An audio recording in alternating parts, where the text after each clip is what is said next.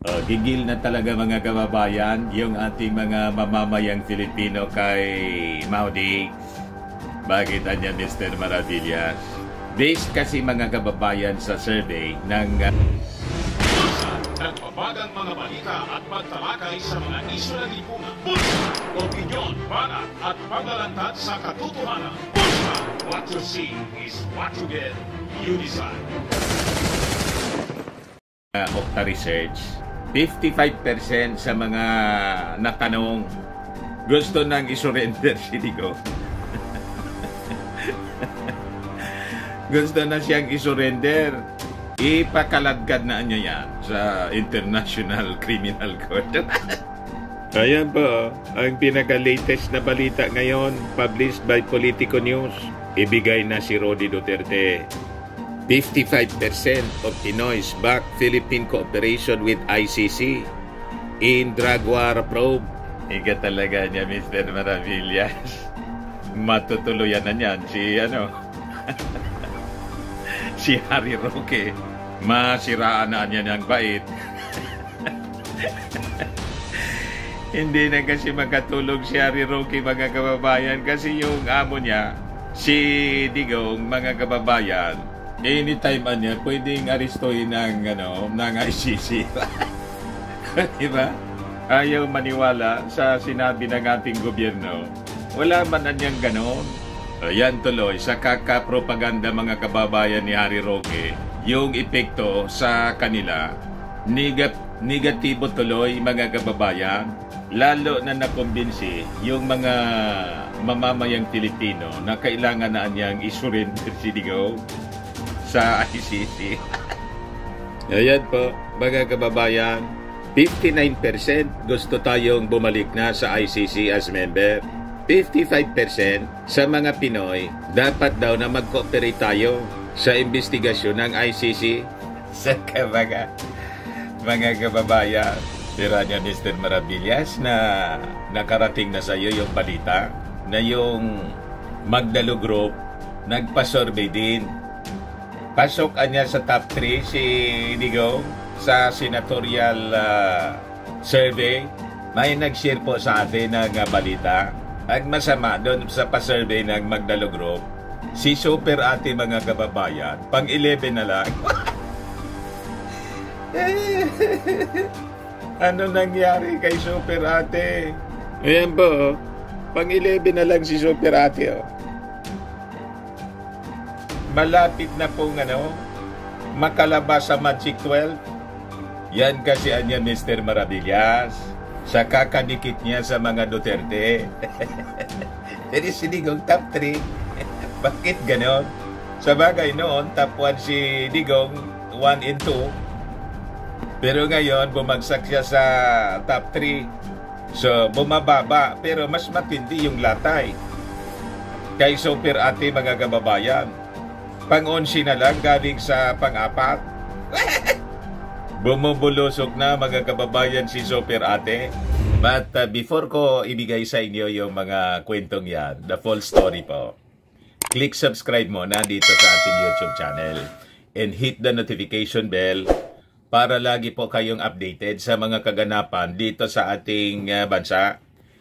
Like and share na rin po ninyo ng ating video at wag na rin po ninyo, mga kababayan, na skip yung ating mga commercial ads para tuloy-tuloy lang ang pag-unlad ng Bagong Pilipinas. Sa mga naghanap po ng malinis and spacious fitness gym, punta lang po kayo sa aming Colossal Fitness Gym. We also offer Grab car rental with our brand new 2023 model ng Toyota Innova. We also accept booking for those who are planning to travel via PAL, Cebu Pacific and other airline companies, local and international. And bills payment for Meralco bills, Aleco bills, para sa mga Tagalbay, PLDT, etc. Kahit po saan gusto ninyo na mag-travel, kahit saang bansa, pwede na po kayo na magpa-booking online dito sa aming office. Pati sa mga hotels po, may bayad center na rin po kami dito at Paymaya. Ang Colossal Fitness Gym is located at 3rd floor Security Bank Building, Lanco Business Park, Legazpi City, Albay. For inquiries, look for Chilon Maravillas. Contact number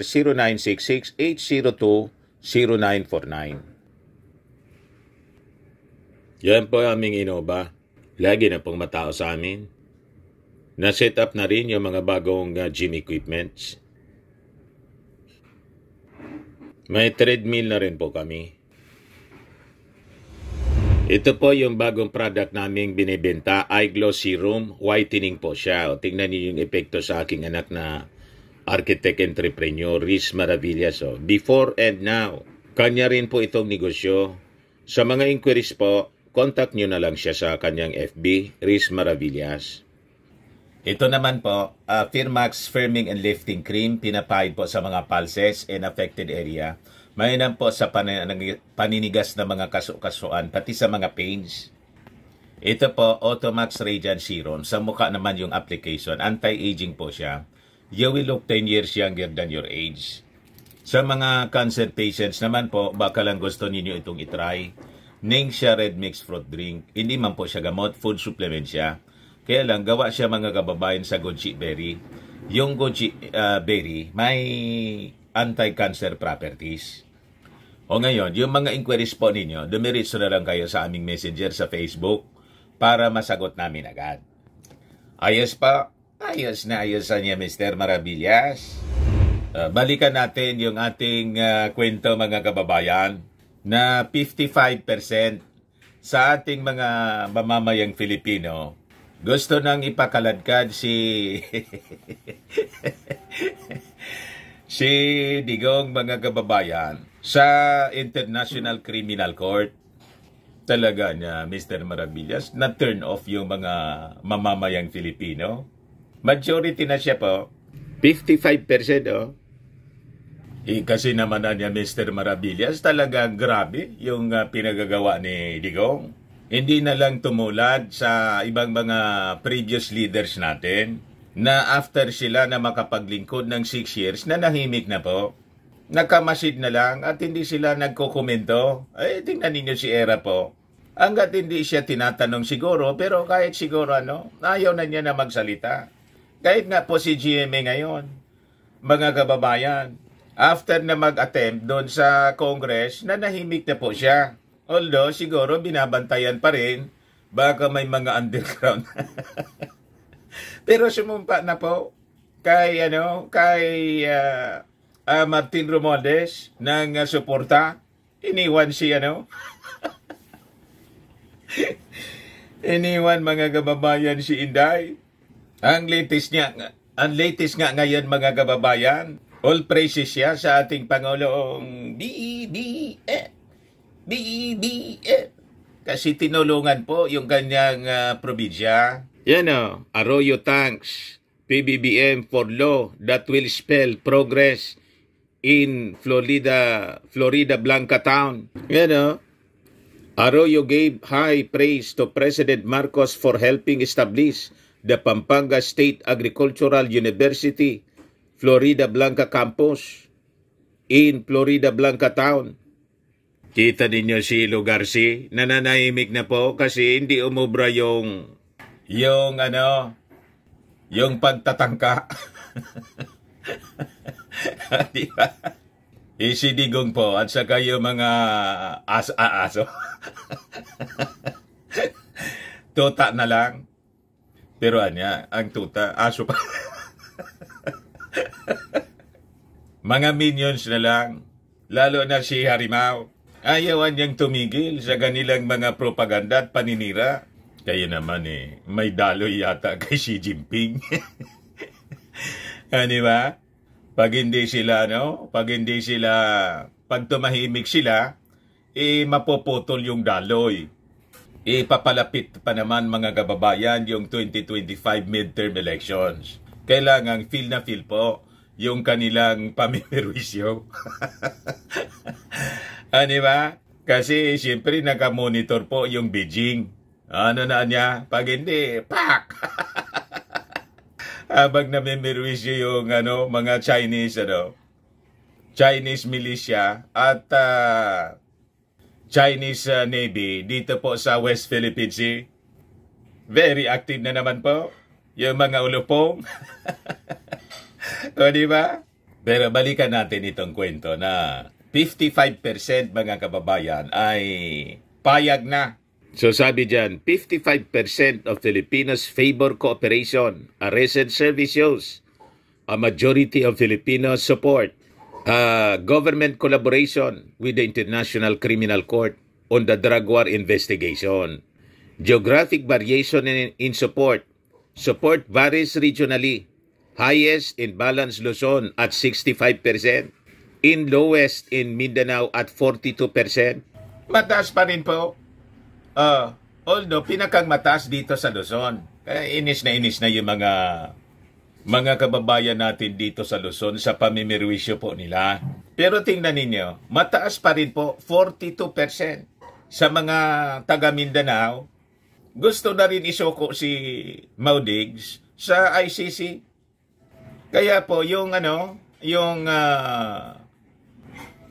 gusto niyang ihiwalay yung Mindanao.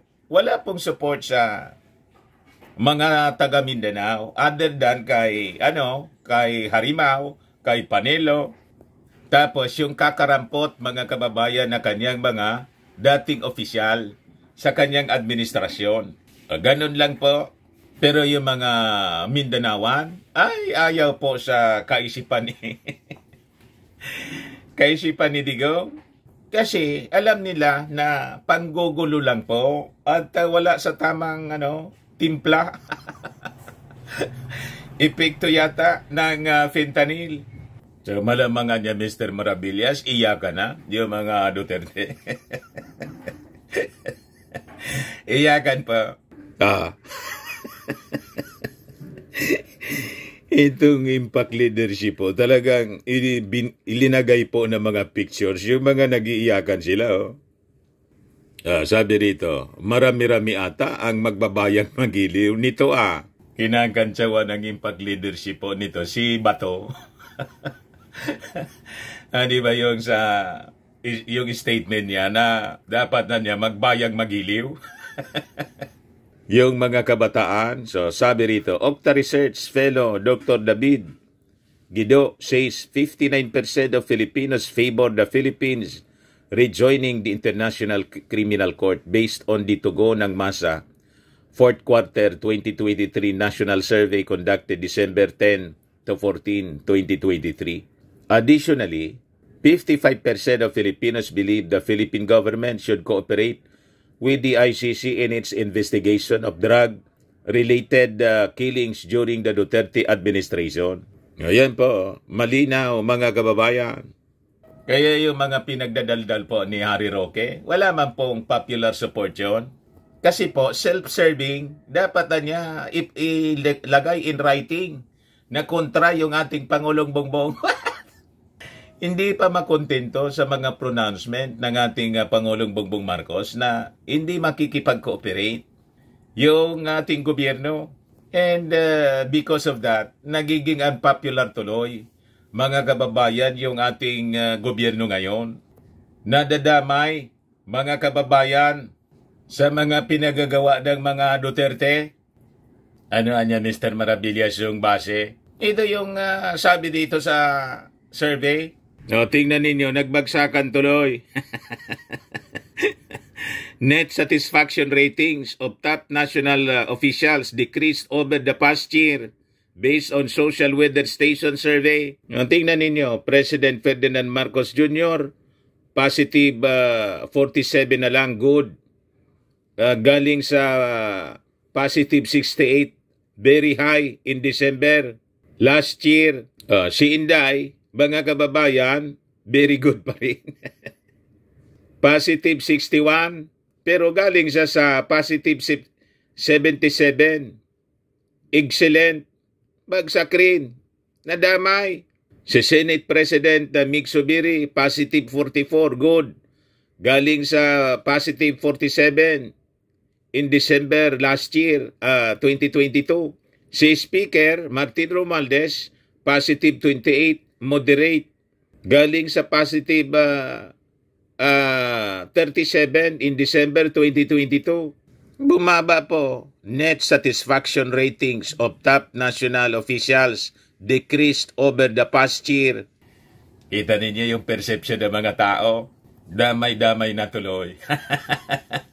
So, balik tayo dito sa ICC.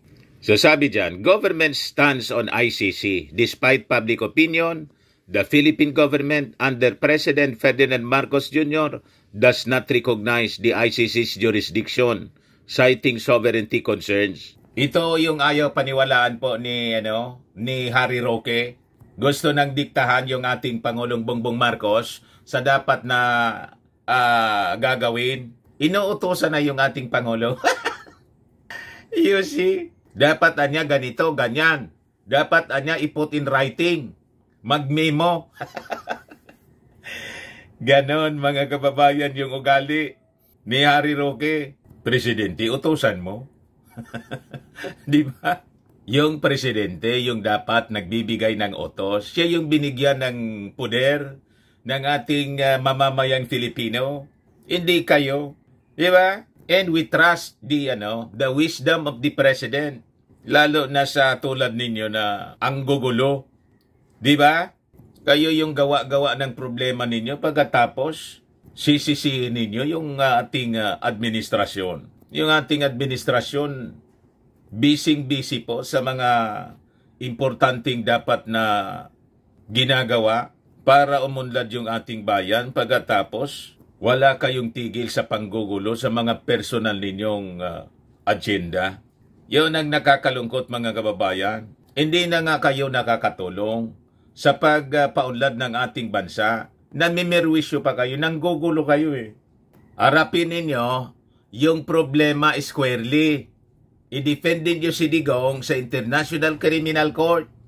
So sabi dyan mga kababayan, Okta Research conducted the non-commissioned survey using face-to-face interviews of 1,200 adults with the national margin of error of plus or minus 3%. President Ferdinand Marcos Jr. in January said the Philippine government does not recognize the ICC's jurisdiction, calling it a threat to our sovereignty. He said investigators from the tribunal can visit the country but they will not receive official assistance. Duterte, for his part, has repeatedly insisted that he will not allow himself to be subjected to trial by the ICC but is willing to face charges in local courts. Tapos sasabihin ninyo, walang isang salita yung ating Pangulong Bongbong Marcos. Sabi ni Harry Roque the other day, inapakalinaw po na hindi makikipag-cooperate yung ating gobyerno. The same stance. Noong na siyang hinga ng ganyang posisyon ng mainstream media. Walang nagbabago. Kayo sabi ninyo, mga maisog leaders kayo. Ba't ninyo harapin itong kasong ito? Magtatago kayo rito. Yung mga Marcos, si email lang hinarap yung kanyang kaso doon sa New York. Babae yan, mga kababayan. At tambak na kaso ng mga Marcoses po. Close to 1,000 cases. Pero ito, isa pa lang na kaso, nanginginig na kayo, natataranta kayo, praning na praning ang mga Duterte. Tapos may lakas kayo ng loob na sabihing mga maisog leaders kayo. Tama ba? Ang maisog leader po, yung kayang harapin kahit saan in any forum, yung kanilang mga akusasyon, yung akusasyon laban sa kanila. Yan ang totoong maisog leader. Malibasa niya Mr. Maravillas, ang spiritual advisor, si Pacquiao.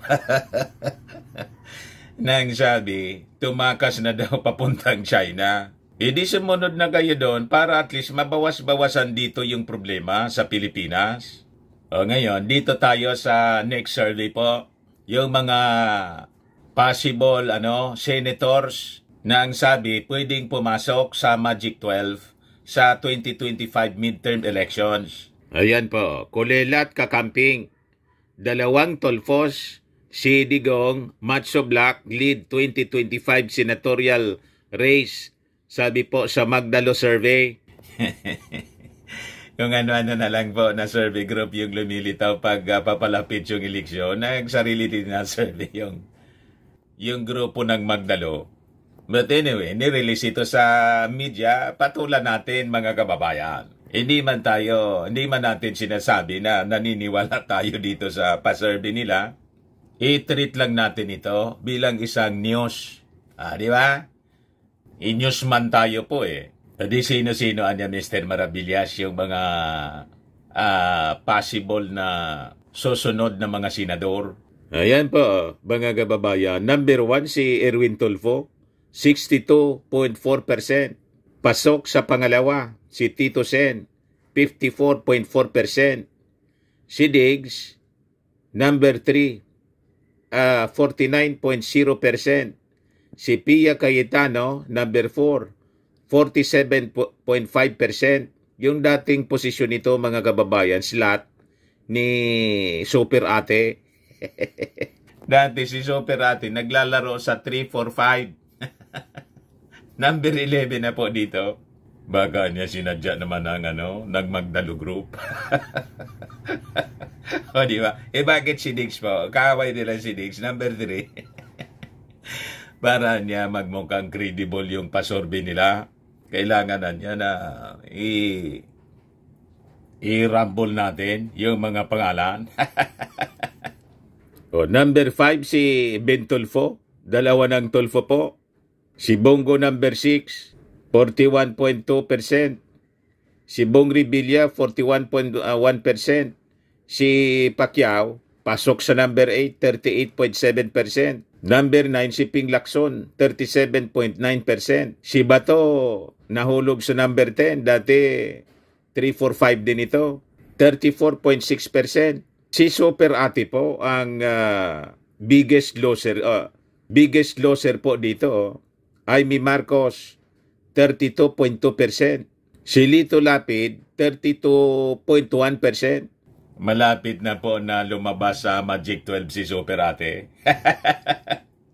Ipiktuan niya Mr. Maravillas sa pagdikit-dikit niya sa mga Duterte na turn off yung mga Marcos loyalist. What? Malamang mga kababayan.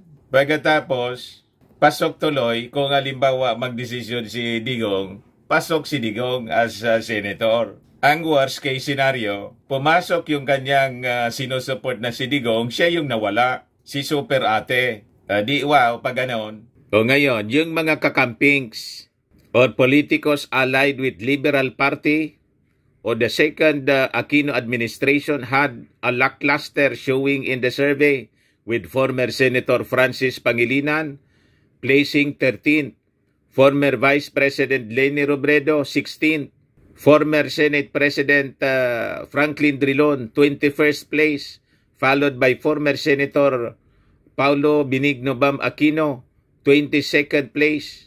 Game show host Willie Revillame appears struggling to convert his popularity into voters' preference, ranking 18th place. Sa kabaga, mga kababayan, ano tingin niyo? Credible tong pasurvey po ng Magdalo? Para niya Mr. Maravillas, nagpapapansin din yung Magdalo para makiusap sa kanila yung mga politikos. May pasurvey na rin. Mga kababayan, malamang yun ang motibo. Ayan man lang po, mga kababayan, yung ating mga kwento ngayon. Ako po si Dante Maravillas. Bye-bye. God bless.